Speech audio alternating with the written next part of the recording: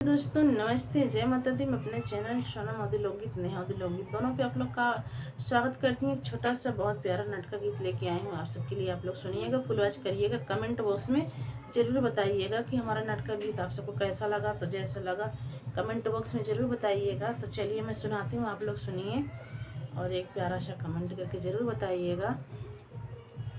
गजब की हाँ यार दिले दई के सांवर को, गजब की हाँ यार दिले दई के सांवरिया।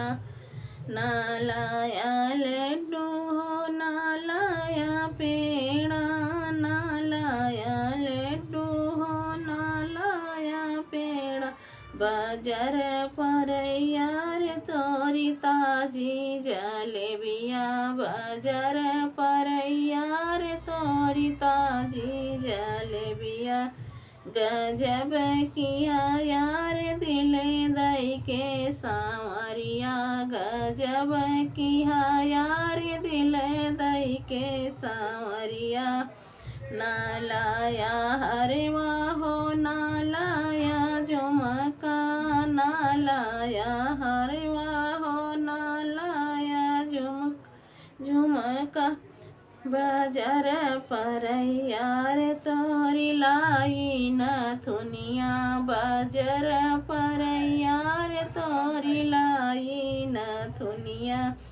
गजब की हाँ यार दिले दई के सांवरिया, गजब की हाँ यार दिले दई के सांवरिया।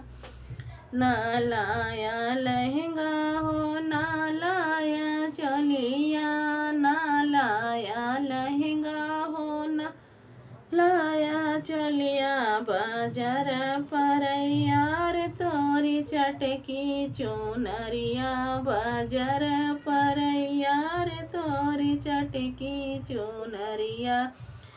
गजब की हाँ यार दिले दई के सांवरिया, गजब की हाँ यार दिले दई के सांवरिया।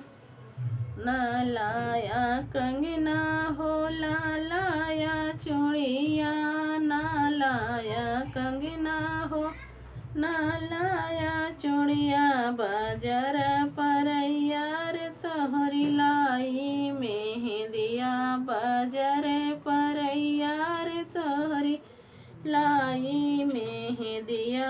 गजब की हाँ यार दिले दई के सांवरिया, गजब की हाँ यार दिले दई के सांवरिया, गजब की हाँ यार दिले दई के सांवरिया।